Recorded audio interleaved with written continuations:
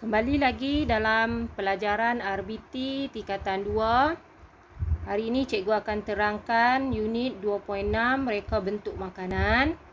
Apa yang akan kamu pelajari iaitu kamu dapat mentakrifkan reka bentuk makanan dan juga kamu dapat mengenal pasti klasifikasi reka bentuk makanan. Baik, reka bentuk makanan sangat berkait rapat dengan kehidupan seharian manusia kerana makanan merupakan keperluan primer manusia. Maksudnya kita memang memerlukan makanan setiap hari untuk hidup. Jadi kini dah wujud dah pelbagai produk makanan dengan gaya reka bentuk yang menarik. Ada orang dah reka dengan gaya gaya reka bentuk pemakanan tu bagi cantik, okey, untuk menarik perhatian, untuk menambah selera makan, dan juga satu lagi keperluan makanan setiap individu berbeza dari segi saiz tubuh badan, umur, faktor agama, okey, faktor budaya, okey, cara hidup dan sebagainya lah. Okey, baik. Seterusnya, cikgu akan terangkan maksud reka bentuk.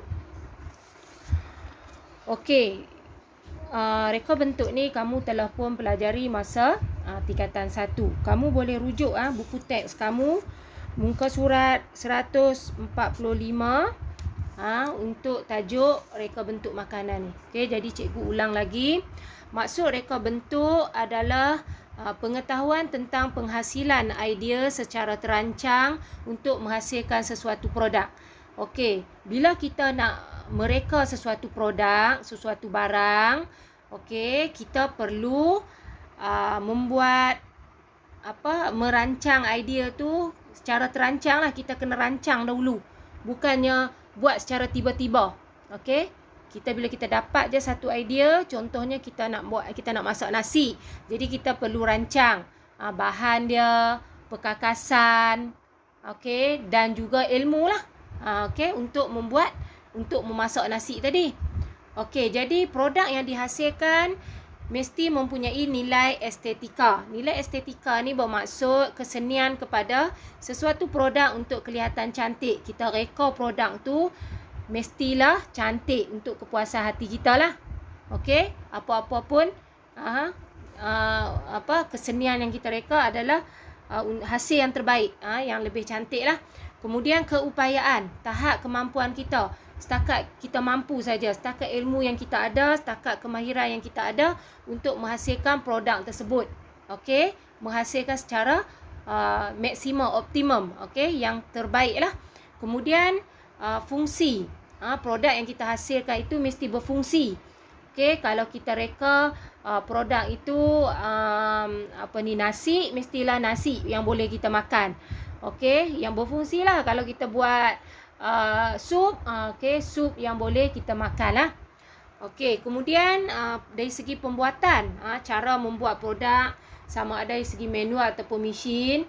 Okay, kita dah boleh pilih sekarang ni dah banyak alatan teknologi yang boleh kita guna untuk membantu dalam pembinaan reka bentuk produk kita lah.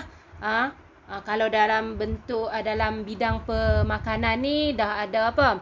Dah ada rice cooker, dah ada blender, okey, dah ada oven dan sebagainya lah. Dah boleh. Kalau secara manual kita boleh guna secara manual lah, pakai api yang biasa, masak nasi, letak atas periuk, letak atas dapur gas, itu manual. Okey, kemudian seterusnya kebolehpasaran. Bermaksud kebolehpasaran ni produk yang kita hasilkan tadi hendaklah memenuhi kehendak pelanggan. Okey, kehendak pelanggan ni maksudnya kalau kita nak produk tu rupa dia macam mana, okey, kita akan hasil macam tu lah. Macam kat rumah kita tu, kalau mak kita masak, okey, dia akan hasilkan dengan kehendak ahli rumah kita.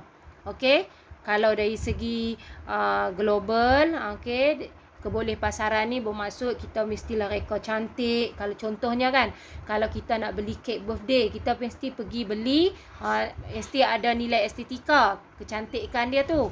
Fungsi dia mestilah kita kata apa, kek tadi memenuhi cita rasa kita lah. Sama ada dari segi coklat ke rasa apa tu kan. Kemudian kebolehpasaran, cantik lah dengan kehendak kita yang kita nak tu. Okey, memenuhi keperluan kita. Apa yang kita nak, tukang kek tu, pereka kek tadi akan hasilkan dengan kehendak yang kita nak tadi. Okey, seterusnya kita tengok maksud makanan. Okey, semua orang tahu makanan tu apa, tapi mungkin tak boleh nak cakap maksud makanan tu. Okey, maksud makanan ni adalah sesuatu bahan yang boleh dimakan. Kita boleh masuk dalam mulut kita lah untuk dimakan. Sama ada dari segi pepejal. Pepejal ni maksudnya kita boleh pegang, dia keras lah. Pepejal lah. Ataupun cecair. Cecair contohnya macam sup, gulai, apa lagi, bubur. Okay. Kemudian dihasilkan daripada haiwan ataupun tumbuhan. Haiwan tu dari segi daging, ayam, lembu, kambing. Okay, ikan, itu haiwan. Tumbuhan daripada sayur-sayuran. Okey, kemudian ciri-ciri makanan ini terdiri daripada tekstur. Tekstur ni keras, lembut, liat. Okey, tekstur.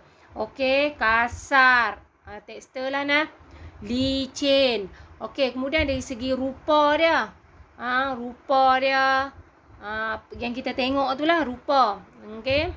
Kemudian rasa, kita boleh rasa masam, manis, masin. Kemudian bau, kita ambil bau menggunakan hidung.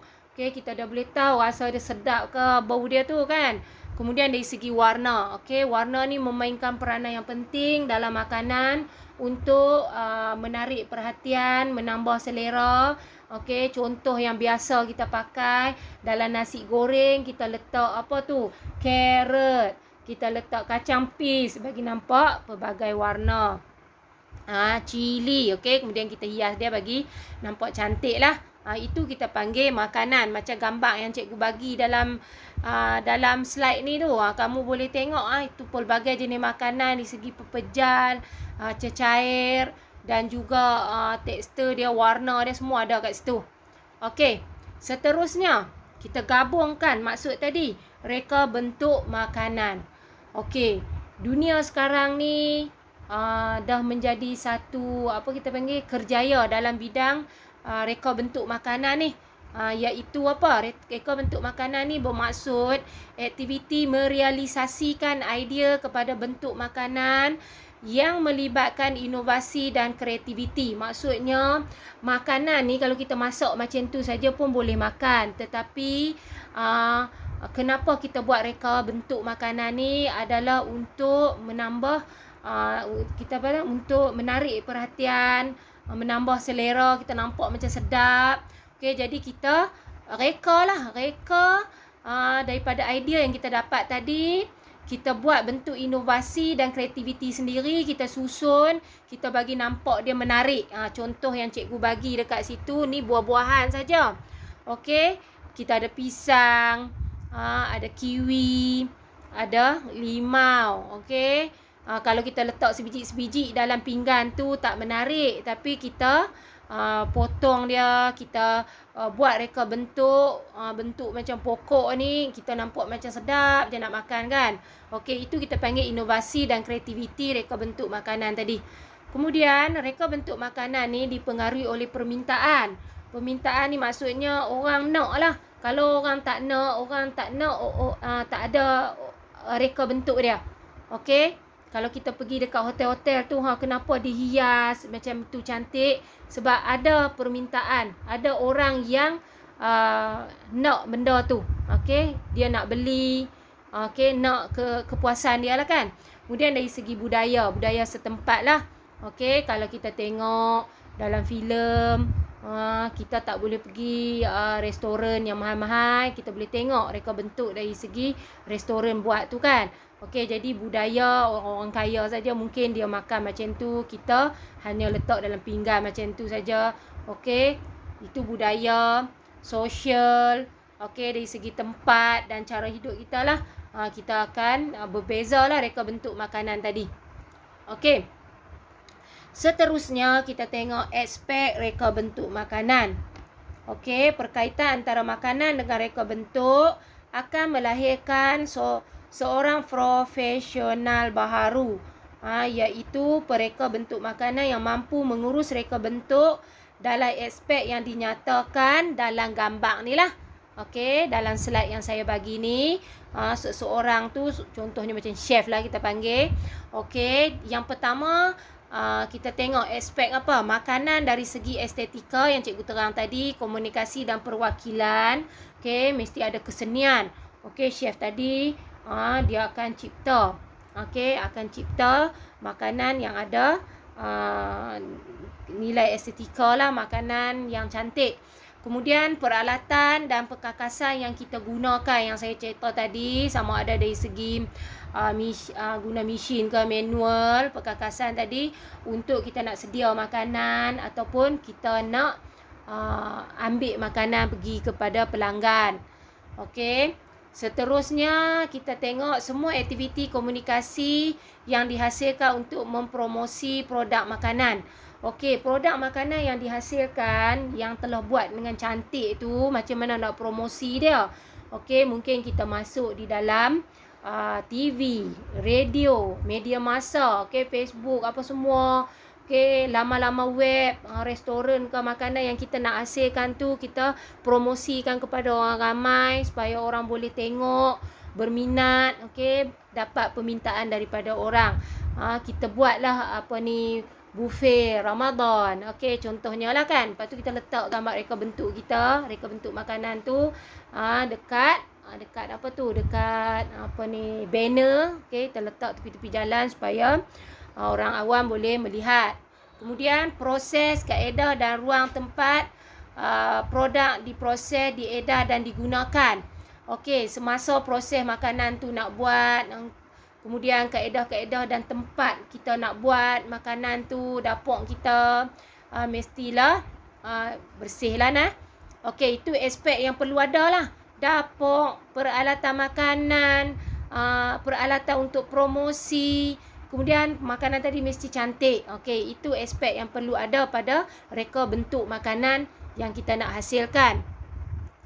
Okey, seterusnya yang terakhir, kamu boleh tengok dekat sini di buku teks kamu muka surat 147. Apabila kita dah memahami reka bentuk makanan tu, kita boleh tengok reka bentuk makanan ni terbahagi kepada dua jenis nah. Yang pertama, kita boleh buat reka bentuk makanan di dalam pinggan ataupun bekas. Okey, ataupun bekas. Ada bekas, kemudian kita ambil makanan, kita hias atas bekas tadi. Ataupun dalam bekas kita perasin-perasin siap-siap macam gambar yang cikgu bagi ni pun boleh juga. Ataupun dekat makanan, dekat pinggan yang kita duk buat setiap hari tu, kita letak atas pinggan, kita hiaskan dia. Okey, kemudian satu lagi kita kata reka bentuk pada makanan tu sendiri. Makanan tu sendiri kita reka dekat dia sendiri. Contohnya buah temikai ni. Okey. Okey, seorang profesional tadi tu, chef tadi, siapa yang berkemahiran boleh ukir buah temikai tadi, kita nampak macam sekuntum bunga yang menarik dan cantik. Okey, dan pelbagai lagi orang boleh buat di atas makanan tu sendiri. Buat bakul lah, buat macam-macam bagi cantik, untuk menampakkan nilai estetika dan kebolehpasaran tadi. Orang akan minat lah tengok. Jadi ada dua jenis, sama ada letak atas pinggan ataupun atas bekas makanan, ataupun kita reka dekat bekas, bukan dekat bekas, dekat makanan itu sendiri. Okey, baik, setakat ini saja untuk penerangan cikgu kali ini. Kita jumpa lagi. Sekian, terima kasih.